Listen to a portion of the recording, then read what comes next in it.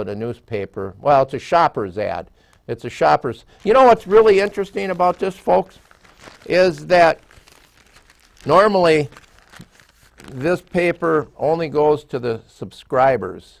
But because they wanted to make sure that Diana Longry and Bob Cardinal, you know, former mayors of Maplewood and council people, were slandered far and wide, the Lily, that took and gave everybody, my understanding, that would normally get the shopper, which is just a, you know, clip a few coupons and ads. So they delivered this to everybody, which is not the weekly practice. So, you know, the Lily newspaper is despicable too, right down there on the bottom. Let's take the phone call. Caller, are you with us? Question or comment? Bob Zick, thanks for this fascinating show. Wow, that is big. More of this campaigning by these Maplewood elected officials on the public dollar, which other people don't have access to. Man, is that corrupt Maplewood politics at its finest, I guess. Hey, Bob, I seen that picture you had that they were all standing behind Tu Zhang. I recall that most people in Maplewood who vote received letters back there in July from Tu Zhang, signed by Tu Zhang, saying he was a young lawyer.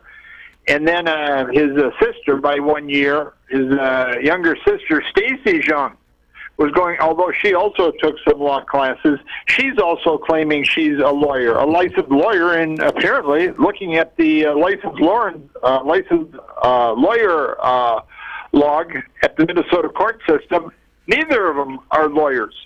And my question is, when you have the Peter Fischer, the slanderer, defamer, and you have Chuck Uyghur, and the other state senator of Maplewood, I guess her name is Susan Kent, all standing there behind Tu Zhang, are they standing behind him as a lawyer, or are they standing behind him as a liar?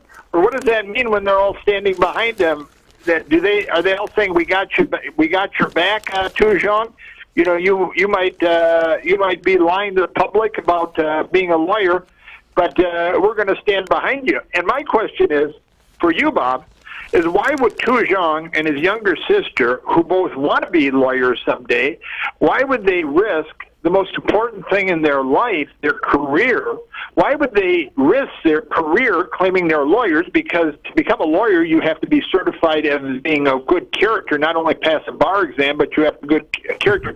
Why, Bob, would they say that they're lawyers when they're not lawyers? That really puts their career at jeopardy, doesn't it, Bob? Who would be so, I mean, if Tu Zhang would lie about being a lawyer, and he's not a lawyer, because that's certainly one of the big things that people took and elected him for, I think. Why, Bob, why would he put his career in jeopardy, his whole career, to give something false like that on? If he'll lie about that, won't he lie about anything? Thanks, Bob. Well, yes, caller, and I'll answer that. First of all, not only that, but when we checked the records, we could not find that either of those two characters, and I call them characters, Brian Smith or Tu Zhang, having voted in a Maplewood election. Can you imagine never having voted and now wanting to represent the people of Maplewood? How despicable. And, you know, look at that picture. There's Susan Kemp on the end. Chuck Uyghur next to her. Brian Smith.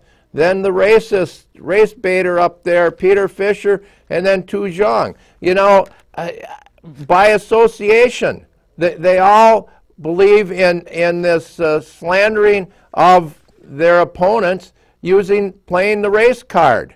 I mean, I would hope Susan Kemp would distance herself from these people. Why would she take and be part of that race bait calling of Peter Fischer? You know, all these people need to write a letter of apology and